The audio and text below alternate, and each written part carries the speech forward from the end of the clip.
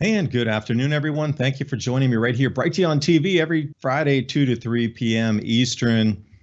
Well, we've seen the banking crisis, the contagion, the liquidity, bottlenecks, and all the reasonings for everything collapsing at seemingly the same time.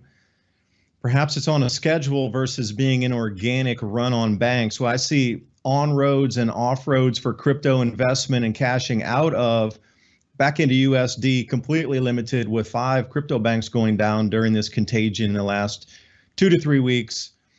I'm going to show you the blueprint today with the ISO20022. That's anticipated for 7 different protocols and base layering, swaps, smart contracts, stablecoin issuance, and the full ecosystem in the belly of the beast with Quant, as well as Ripple, Net, and on-demand liquidity. This is supposedly going to take care of all the problems we have, but we'll see. I think it's a trap myself.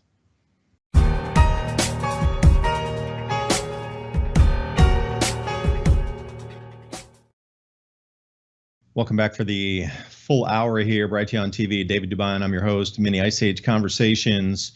Trying to integrate a few different ideas today to give more depth and breadth to what we're about to experience in this banking crisis. This is in no way, means, or form anything that's organic. It seems to be on a timeline, along with the electromagnetic field changes that I talk about and the reduction of food availability across the planet. So I'm wondering, is it the food crisis that's causing the bank run, to use the bank run as an excuse to cover up for what would be organically and never-ending food price rises, just because the availability for us as a civilization to produce food is going to be limited by natural means? You can check out a few of the other videos I've done on that. So that's the base question to be asked during this program. I'm going to go all gas, no brakes on this one. I want you to sit back with a double espresso to relax, because by the time you're done with this, you'll go, what did I just watch? I want to watch that again. There's so much information contained. I was familiar with cryptocurrency, back 2016 or so, in the infancy of it. Ethereum was $5 and, Litecoin was $1, those kind of days. So Bitcoin was $900, that kind of era. So I was more interested in the tech because I saw there was a huge amount of possibility to take us away from this entrapment of systems that we've been bogged down in for the last 150 years. And I was really on the hopeful side that there'd be so many developers out there that would get it, and we could start utilizing all of this immutable data that couldn't be changed, to record history itself, and for contracts and things that we could facilitate between ourselves and a decentralized economy.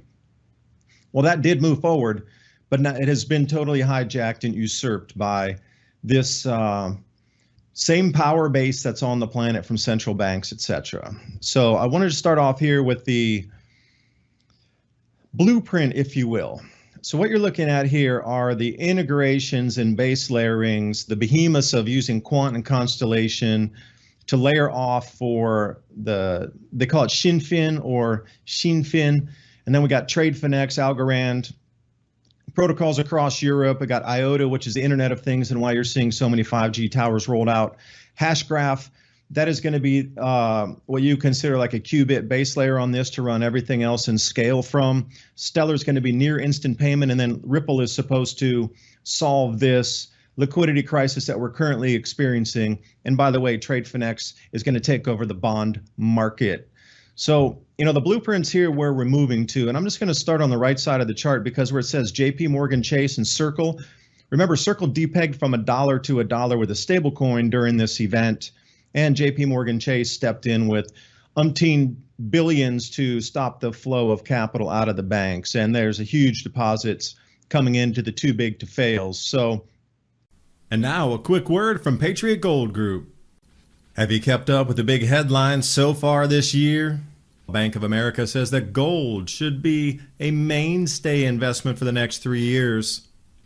Big banks and billionaires agree on 2 things. We're heading toward a recession and investors need to buy gold. The Patriot Gold Group is introducing the 2023 Recession Protection No Fee for Life IRA. Mention ADAPT 2030, you're going to get the best in-class service from Patriots protecting Patriots. Patriot Gold Group has the No Fee for Life IRA, where your 401k or IRA can be in physical gold or silver on qualifying rollovers. That's 888 546-7020 to reach out for your free investor guide today. Keep in mind, Patriot Gold Group is Consumer Affairs top-rated IRA gold dealer 6 years in a row. That's 888-546-7020. And now on with the video. Quick overlap here. We saw SVB collapse, but that was really pushing the rise of the CBDCs, the central bank digital currencies. So these banks are going to be deemed too dangerous to keep supply in, or keep depositors' funds in. It's going to have to go over to the government, and pretty much our entire national banking system has been nationalized this last week. So Moody's cutting almost all American banks down to negative, citing huge contagion risk of what is happening on the books there in terms of underwater assets, buying treasuries at 0 or 0.1%, even 0.5%, 1%. So back to JP Morgan, that's the reason I'm starting on the right side of the chart. They're going to put in $2 trillion of liquidity. Now, A, where are they going to get that much? Or is it just backstops and pledges of what they have as assets on the books? But when you see BlackRock talking about this is the first domino to drop, and this is definitely not anywhere close to the end, their Aladdin software out there is buying up the world completely. So when BlackRock speaks, I do listen. And when they say this is the first drop in the ocean of a complete contagion and such ferocious and all-encompassing collapse that a new system will need to emerge from that, like the Phoenix of the Ashes in the 1989 Economist cover of the magazine. So Credit Suisse, all the rage last week, SVB goes down, Silvergate goes down, a huge amount of other crypto investment banks head down to the depths with Davy Jones' locker, never to be seen again. And then Swiss National Bank needs to bail out Credit Suisse. But at the same time, as you can see in the slide there, Swiss National Bank posts $143 billion loss in 2022. So where does it go from here? Our treasury is also trillions, I say trillions plural, underwater as well, holding securities and assets that they bought through the COVID era that have now gone negative. So it doesn't matter which country it is, they're all holding all negative instruments of what was supposed investment. So just, I use this chart in a video I did a couple days ago. So the Washington Mutual, WAMU, and the whole Enron and all these things that collapsed, Freddie Mae, Fannie Mac, that whole thing back in 2008 and 9. So you have to put it into perspective. Silicon Valley Bank and Signature Bank, both crypto banks, by the way, eclipsed Washington Mutual, which was the largest failure in the 2008 crisis. So just two failures are bringing us to near equivalent of the entire 2008 financial collapse. Put that in perspective for a second. If Swiss National Bank can't cover and Credit Suisse goes down, and they're talking about problems with Royal Bank of Scotland and contagion across up in Canada now. And now we look at Bank of America, 113 billion of the exact same thing that happened to Silicon Valley Bank. All these bonds, all these T-bills, whatever they bought at very low interest rates are way underwater. They can't sell it because they'll take a realized loss on that. So what are they going to do? 113 billion. Again, Bank of America, too big to fail. Government has taken control of all of our banks in America, so there will be no more failures. See, that's key number one. Now comes the Fed coin. So, the bankrupt checkerboard over here, bingo. How many more can we slash off that list? It's going to be all of them at the end, in my opinion. There'll be some that'll be too big to fail, like JP Morgan, for example. But here's the thing that's going to drive it home. When the FDIC came in and took over Signature Bank, not Silicon Valley Bank, Signature Bank out of New York, another crypto on-road, off-road investment, take your investments, turn it back into dollars kind of bank.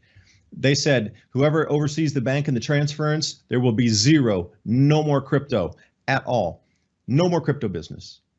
And that is what I'm seeing here play out, is the complete destruction of your ability as a citizen to get in on the crypto side of things for investments, not the corporates, which will be the ones that you'll have to pass through again to go, and it'll be another investment instrument after this collapse. So if we look at Silvergate and Voyager and Three Arrows Capital, those are the other three that round out the collapses of the crypto sphere. And then Germany just shut down the world's largest crypto. I wouldn't call it a launderer. It was a spinner, which allowed you anonymity to deposit coin of your choice. They would spin it through several transactions, send it back to you, and it was untraceable at that point. So any kind of blockchain, on-chain logistics, and anybody trying to trace back transactions for taxation would suddenly hit a brick wall on that. So that had to be closed down. So everywhere you look across the scape right now, there's no way for you to disguise your transactions anymore. They're called spinners, and the famous Bitcoin spinner, whatever kind of spinner you're going to do with that. Just saying. Not that I ever used it. I just know about it. But SVB here, guess who's going to buy it? HSBC, which is down in Hong Kong. It's part of the new BRICS currency, and they're going to be one of the strongholds along with Singapore, with massive gold deposits to issue against for the new BRICS currency, dollars, or whatever that's termed as, BRICS. China as well with the gold. Now here's the thing that it really starts to get in. You'll start to see the ecosystem moving here. DNA will be your data, according to HSBC. So now we're getting into the track trace, biometrics, verified ID, digital ID thing here. They're already broadcasting it. So what are the chances that HSBC would take over a crypto bank and at the same time also be pushing for biometric ID and data? Gee, I wonder. So this one was just on the March 15th here a few days back. This is it. When I saw this, this is the reason I did the whole video. I was trying to explain it to my parents. So, this video is for my parents to explain it, because I was talking like a raving lunatic about all these interoperable and layering and scaling, and they're like, oh, okay, what? Just okay, things aren't going to be as stable as you thought they might be. A good time to maybe get some assets out, move it to metals, and we're going to see something like that. So the Federal Reserve launched its FedNow announcement. They're going to go live July 1st. Now, FedNow can also be termed as the Fed dollar. FedNow has created a digital wallet for every single American citizen, every single one. So when I say that, you could have your private wallet somewhere, or, you're going to have to deposit crypto into a wallet that is a secure number of you that hold the private key, although FedNow will hold the keys for you. But this is going to be a private account for you with just a digitized number for you, only you, and that Fed will deposit directly to that account. So the universal basic income and all these things talked about will go directly from the Fed right into your FedNow account. At the same time, they're going to switch it. You're going to get a Fed coin, a Fed dollar. So the dollar that you're holding now will change form, but it will not change name. Now, the conversion rate when this happens is still unknown, but it'll be all banks participating. So far, there's 13,000 institutions in the United States that are participating in this FedNow swap. This thing goes live on July 1st, and I'll read you a little fine print here from the bottom. They're talking about certification in July. So there's going to be certain institutions, 11,000, that's a lot, out of the 13,000 are going to be in this pilot program. So for me, it sounds like it's going live. If you got 11,000 out of 13,000 participants going in on the first day to work on scalability, and here it is, operational readiness, and you have to have the validation to confirm your readiness, meaning able to scale to infinity and handle trillions of transactions through a myriad of blockchains interoperable through Quant, and that's going to be the central node that feeds it all. So ISO20022. So this is what we're going to look at today. And I really find it so ironic going to the SWIFT website, which is how we normally transfer money around the planet, the SWIFT system. Ensure you're fully prepared by March of 2023. Wow, that was a hit to the head. You mean our banking collapse happens right now, and SWIFT was already telling everybody that's getting ready for 20022 ISO compliant cryptocurrencies to get ready for March. Wow, never would have saw that one coming.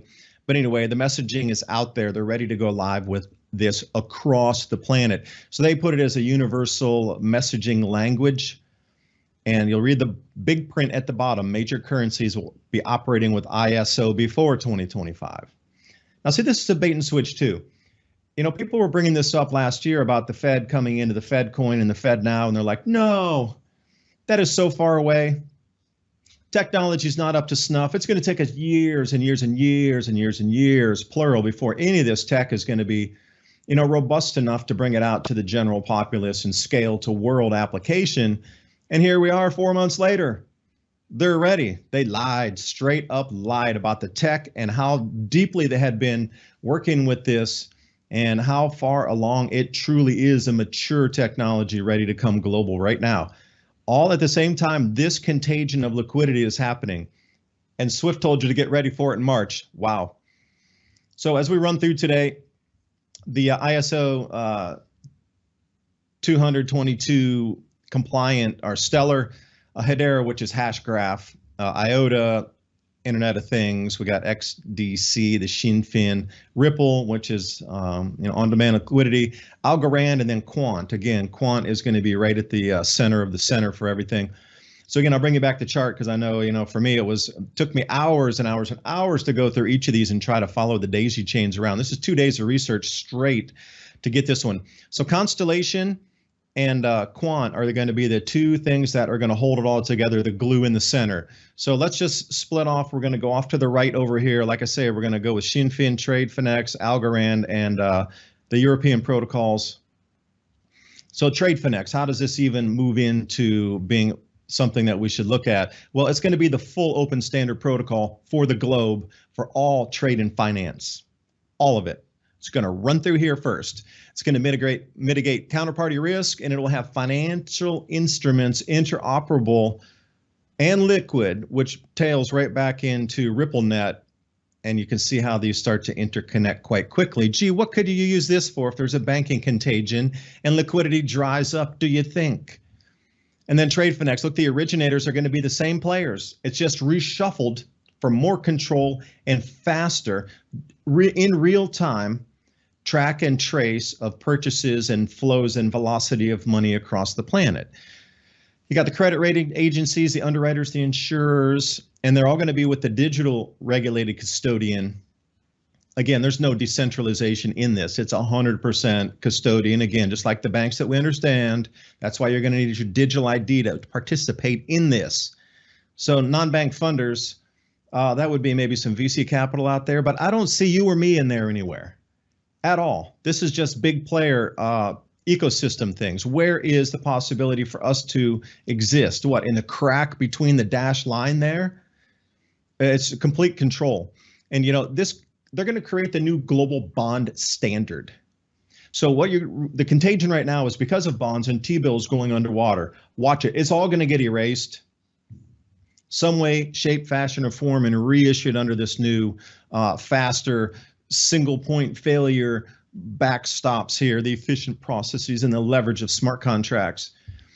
Well, you're going to create an entire new bond standard. You're going to need a new overnight lending rate. Oh, they already created that. It's called SOFR, S-O-F-O-R, or S-O-F-R, SOFR. So that's the replacement of the overnight lending rate. So everything's been switched over already. It's just now coming into play. And guess who's on with this empowering trade finance ecosystem? QuickBooks. Right down there at the bottom, Corda and Oracle. So any of you out in the corporate world, you understand QuickBooks and Oracle. They're all integrating this too, so you can get your smart contracts, and it's going to be trade finance digitization platforms. QuickBooks right in the center. But it's all going to revolve around these smart contract storage boxes.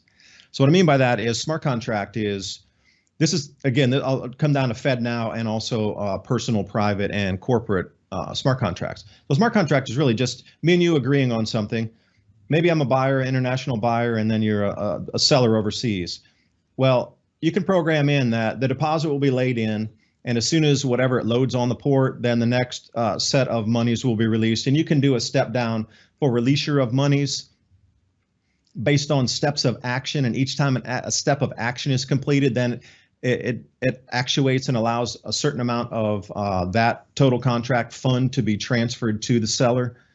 Well, it'll be the same thing. The Fed dollar, they can program in there. If you don't use your money in the first 60 days, it loses 50% of the value. Like, they can control the velocity of money just as much as you can control the your risk on a foreign seller.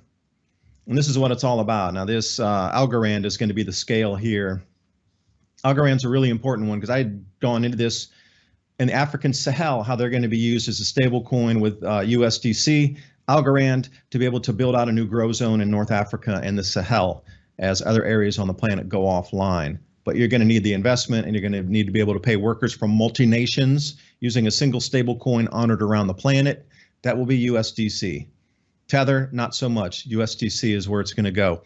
So you're going to have to use these different apps, dApps, and DAGs to be able to create these smart contracts. They're called boxes.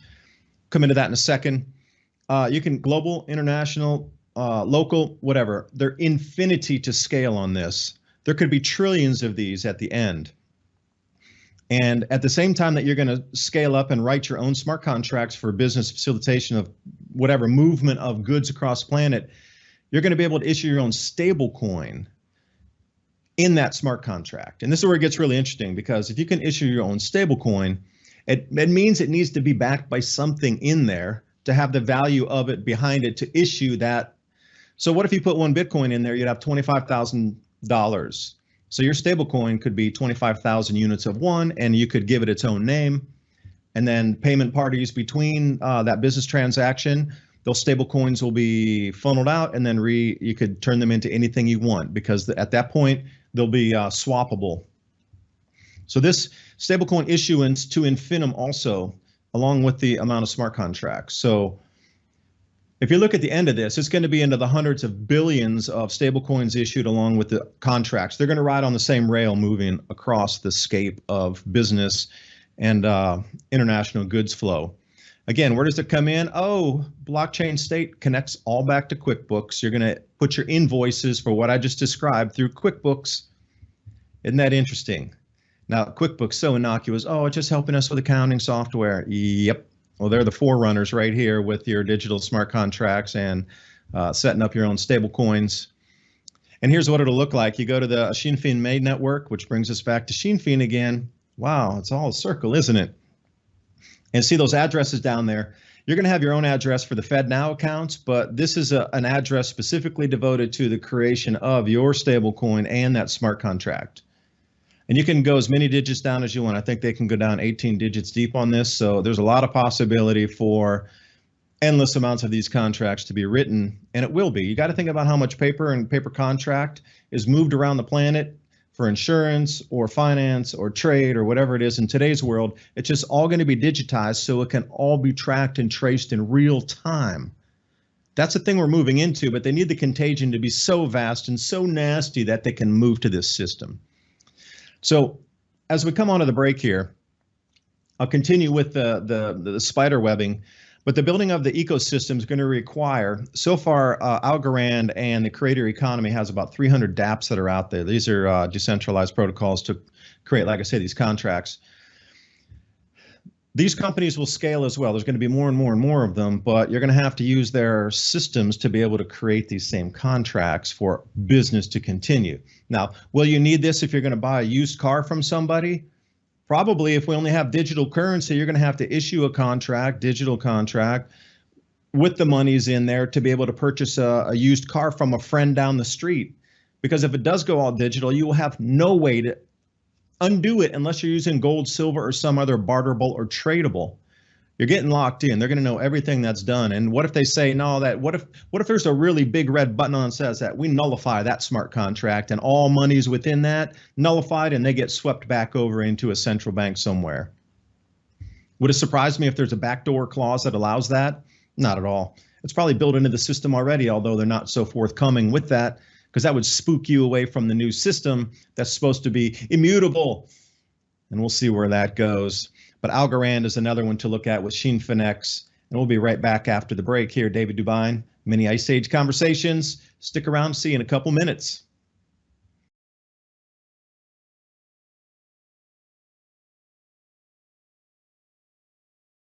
If you go to the belly of the beast, Quant and Constellation, what's above that? You see Ethereum, but look how tiny that is in the entire ecosystem. Right now, the behemoth is Bitcoin and Ethereum. It's dominating everything. But look at the new system.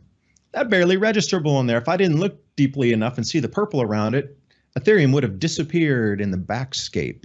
So think about how big these ecosystems are going to become, and these native blockchains are going to be, with the world's finance flowing through it all at the exact same time.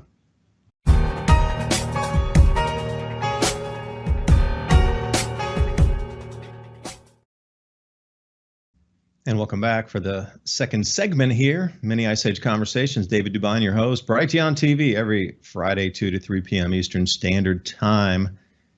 Now, before the break, I was talking about the ecosystem that we're moving to as this slow trickle drain of wealth continues, otherwise known as the financial contagion, to move money from one sector of the planet, i.e. the Western Bloc, over to the new emerging BRICS currency. Think about the fourth turning for a moment here. Now, since World War II, Western nations, Western Bloc has been blessed with wealth abundance, and we've gone from, just people living on farms, more rural and remote, all the way into these cities. Okay, there's areas in Asia that have taken advantage of it too, but there's vast quantities of our planet that have had no benefit from it. It does seem that now, since this debt-based system has run its course, that it's going to shift over, and in 70 years from now, I would bet places like Ghana, Togo, Chad are going to be as wealthy as the United States. That whole growth is going to just shift over, and the debt will be reissued again and to build out of continents, plural. And you could go probably through 100 countries that will benefit from this next run of 80 years. That will be equivalent to the United States as you understand it today, but the most third world, underdeveloped place on the planet will be America in 70 years. So you got to think about that switch, and how's this going to happen? Well, you're going to need liquidity, and you're going to also need task forces to oversee the digital finance, crypto assets, blockchain, and distributed ledger technology, all in one neat little package. INATBA, is that how you say it? There's so many acronyms out here. But this is going to be the European Task Force, the European Economic Activity Area. Now, they're going to put themselves in the driver's seat to be the finance overseers in the evaluations for digital finance for the entire planet. Europeans have put themselves in this. So look at that. Every time you have to click on the thing. Now, no, I don't want you to put the cookies on it. Every website, it was only a European thing in the beginning, but now everybody worldwide has to adhere to those standards. Well, Basel III, another one. If your bank's connected in Europe in any way, shape, or form, you're adhering to Basel III, where gold, by the way, is a tier 1 asset. Gee, who would have guessed? So the whole European thing, again, they're trying to put themselves in with the unelected oligarchs, and somebody will be in charge of this that's never had a job and was never elected. They were just appointed. Digital finance in Europe is going to spill over from the castles on high to the rest of the planet. It's already been penned this way. So this whole thing is supposed to be peer-to-peer energy trading anyway, for you to be able to access energy resources. Again, it'll be smart contract based. But if you look at the very last sentence down there, the systems technology collaboration between the International Energy Agency, the IEA. I'm sitting here going, whoa, what's the IEA doing with the peer-to-peer energy trading middle step here? Have you started to notice an increase in the appearance of wrinkles, fine lines, bags under your eyes, or other unusual signs of aging? It may be more than just stress. Wrinkles and other marks of aging are one of the top signs that your collagen levels are low. It becomes more vital every year that you get older to supplement collagen in your diet for the sake of your skin's health. Whether you're in your 20s or your 90s, you can experience the healthy aging effects collagen has on your skin with the help of this multi-collagen powder. I was shocked to find an improvement in my nails and joints as well. I add it to my morning coffee or tea, and it tastes great while keeping me a little more full between meals. I want you to try it as well and experience the amazing benefits it's had on me. Take 51% off your order and receive some special bonuses with that before the spring sale ends. Go to healthwithadapt2030.com. That's healthwithadapt2030.com. Get ready to feel your best this summer. Order now and I'll let you see my goats. And now on with the video. Wherever you're looking, now it includes energy. So you got natural gas, coal, and oil is all going to be on this new digitized space that's moving forward. Energy Trading Task Force is the name of that. I encourage you to do the research, because anything that's bought, sold in oil or natural gas is going to have to flow through these same mediums, setting up smart contracts, payment protocols, issuing stable coins against that, or maybe taking something in the new BRICS currency that'll be based upon that. Where it gets a little is IOTA, the Internet of Things. But IOTA itself is a token that's issued in this ecosystem. It's all about tracking and tracing everything in real time. This is why you're seeing so many 5G towers being rolled out across the planet. Small ones, large ones, here in Knoxville, Tennessee, there's a huge amount, hundreds and hundreds of them going through the parking lots in supermarkets. And it's a tall tube, and then on the top, it just looks like it has a cylinder. It's a little bit bigger than the pole would be sitting on. Hundreds and hundreds and hundreds of them around Knoxville suddenly. This is the whole IoT thing. And then we have the large towers and communication devices. Eventually that'll move to. So they want to track, trace everything in real time. That sounds great. I love it. You can know exactly when your fresh produce is arriving from a foreign market, so there's no spoilage in transit. I get it. Looks good on paper, but the digital ID that's going to be forced upon you with some sort of biometrics to be able to participate in the system is IOTA also. And your healthcare and anything associated with medical records digitized, it's all going to be under that umbrella of the Internet of Things. So, when we were looking at a few slides back, insurers with TradeFinex, they talked about insurers. Those insurers are going to have access to your medical records to deem you a risk or not. Now, currently, with HIPAA, your information's solid, well, as it can be. But with IOTA taking over healthcare and all patient records digitized and put on this blockchain here, it's going to be open to those that have partnered with it. So that's all the insurance companies.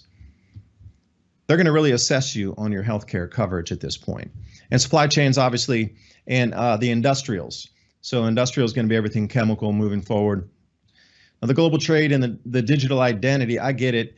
But this citizen-centric governance, okay, explain that to me. Nowhere, anywhere in this blueprint where we're moving to do I see anything citizen-based at all. You're completely at the behest of the same governments, the same banking institutions, the same finance institutions with way more insight and the ability to turn off your money now. IOTA enables new possibilities for industries. Oh, the identity, you see that little fingerprint? Yeah, what if somebody steals that? They say that you're going to need it to prove you're a human because there's so much robotic activity or bot activity out there. You don't even know if you're communicating with AI generated personality that they need to prove you're a human. I'm just saying, AI could fake a human. They could, oh, here's my new driver's license. Here's my new passport. I'm human, But the customs border and management is a thing I'm like, whoa, this is even going to encompass all governmental borders across the planet. So when they talk about one world government and moving over to a one world system, well, we're in it, right? This is the beast right here, at least one of the beast's fingers. To be able to manage all customs and border crossings, etc. Again, back on the blockchain, two participating entities will be able to view this information. I mean, right now, you cross a border, they scan your passport. Okay, that's in like CBP or whatever's database. Well, not anymore. It's going to be global for any participant to look at. And then again, the e-health and global supply chain trades. But see, Oracle's involved with this too. And this is where it gets super deep. So you got QuickBooks and Oracle now with the Internet of Things, in addition to the trade finance and the smart contract issuance. They're just trying to put out some figures. They're looking for 22 billion different connected devices by 2025. A connected device would be a truck full of goods rolling from the port to the end destination of a warehouse. That's one connected device. Your phone, how many are really connected to 5G networks yet? Maybe. But the scaling at which the quickness is happening, they were saying 10 billion by 2020. We had COVID. It actually scaled from there. There was a huge amount of 5G networking interconnectivity towers put out during the COVID time. You're locked at home and they're building towers every 20 feet across the planet. Now we're well above the 22 billion. It'll be far exceeding that. And here's where we get, Microsoft's involved also. Internet of Things, IOTA in its own native protocol working with its blockchain system there. Okay, Azure is the Microsoft equivalent of the Internet of Things.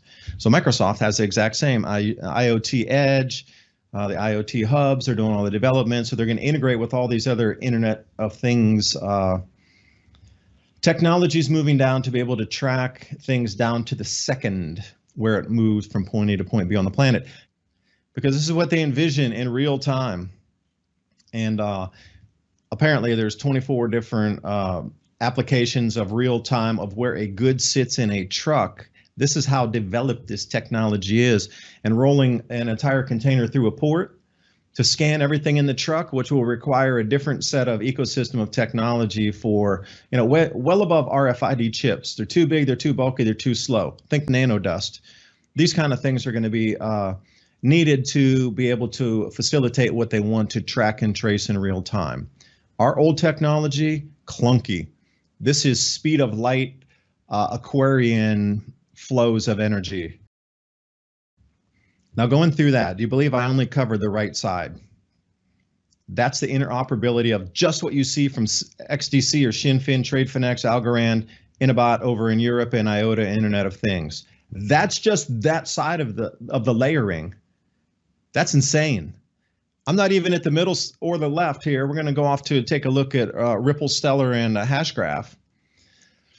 So Hedera, way back in 2016 when I was just learning about cryptocurrency, I had a few conversations with persons who were like so many light years ahead of me, telling me, everything's going to move over to Hashgraph, Hashgraph, Hashgraph. And I was thinking it was a whole different protocol. Like 10 years from now, it was going to be a different layering system. And, I didn't know how Bitcoin was going to integrate on that and how these layers were going to work on. I was just confused.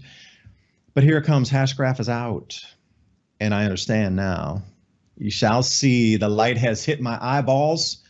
This is what it's all about. Now, the governing council here, this is actually, if you think about energy across our universe, you have this base layer called qubits. If you're looking into the quantum realms, think of this as a qubit energy layer that everything else can scale and build on top of.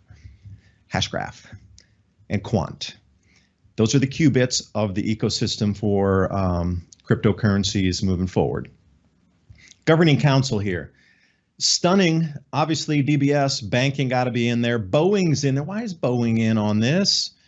And Avery Dennison, Material Sciences, and Global Buy-Side Finance Asset Management Company, ABRDN. Okay, these are the players on their first line. This line goes about 40 deep. And I'm thinking, every single corporation is in on this already. They have bait and switch to that. They're not touching it. Oh, it's too scary. Don't do anything with crypto. Yet behind the scenes, everybody's trying to integrate with Hashgraph and Quant on this to move forward with smart contracts and issue their own stable coins for payment. Wow. So where it gets a little bit interesting is the payment rails here. So BankX or BankSha, however you like to say that, global off-ramps and on-ramps for stable coins and crypto. 5 banks in America for that same exact protocol, that same exact function were just completely wiped out. Oh, but there's a replacement, BankSha, but it's running on their protocols and their ecosystem controlled by the central banks yet again. Who would have thought?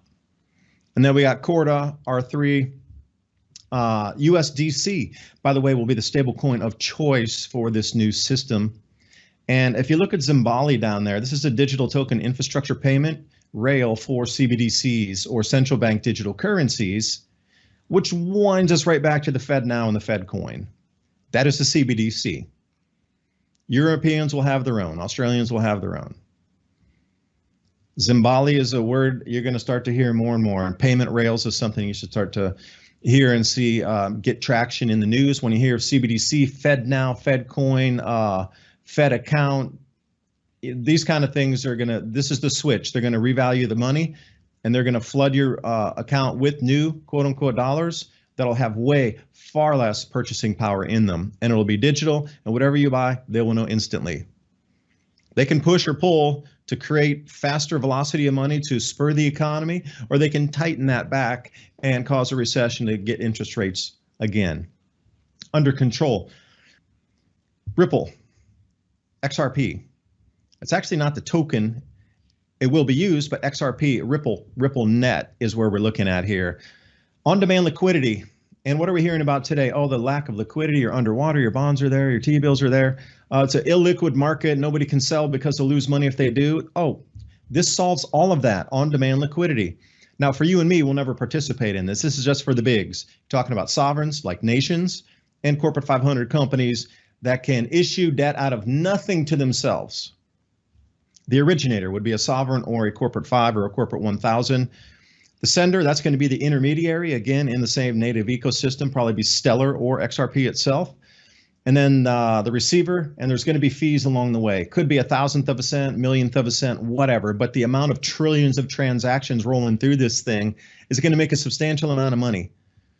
So interest, the way we understand interest will change, and the way we understand payment systems and the movements of money, charges and fees on top of that will change also. But see how it's all going to be revolving around the XRP wallet with this on-demand liquidity. So if you're going to want to participate in this, you're going to need to be using XRP native protocol and their wallet and their infrastructure to be able to get on-demand liquidity, which will solve the crisis. It will never happen again ever until the next time. Yeah. So the receiver in the internal system. So it's like this. You fetch a quote. You put it out there, somebody can grab that quote just like the bond market or T-bills, and then you'll accept the quote, and then the monies will be transferred. Liquidity will go forever. Now the cross-border payments will work much in the same way here. Sending institution, that would be you, the buyer. Now you can get into USDC, and then that will convert over to token of choice. You can fill that in yourself to the receiving institution, which will be the seller on the other side of the ocean, for example. And then the beneficiary will take possession of that, and everything will execute on the smart contract based on events. This event happens, then there's some funds released. That happens, and this fund is released. All documents will cease. There will be no more flying bits of paper around the planet. It will all be done in real time, just like this. But notice where it says receiving institution and sending institution. Yep, they're going to scrape a little bit off every single transaction. So again, it's just same, but different. And this is more for you or I liquidity hubs. Not that we can participate in it as such, but your access to it will roll through this, just like we have banks today where you'd go in and buy, a T-bill or some sort of bond. You could get, I don't know, some kind of money market. It's the same thing. You'll have to go through the banks to get it. But this time you're going to be going through Ripple's liquidity hub. It offers the same functionality as banks. It offers the same choices to be able to, for assets and investments. But it does incorporate a little more of the known coins like Bitcoin, Bitcoin Cash, Ethereum, which, by the way, is going to be in everything. As you can see, if you go to the belly of the beast, Quant and Constellation, what's above that? You see Ethereum, but look how tiny that is in the entire ecosystem. Right now, the behemoth is Bitcoin and Ethereum. It's dominating everything. But look at the new system. That barely registerable in there. If I didn't look deeply enough and see the purple around it, Ethereum would have disappeared in the backscape. So think about how big these ecosystems are going to become, and these native blockchains are going to be, with the world's finance flowing through it all at the exact same time.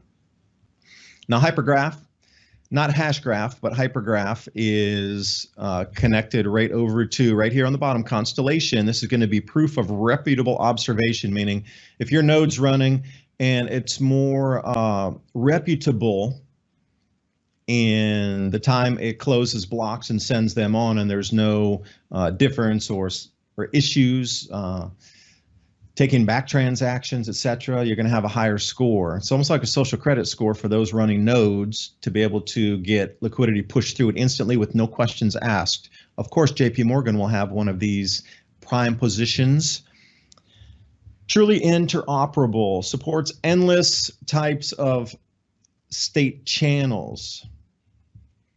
Yeah, I just described all those to you. Endless.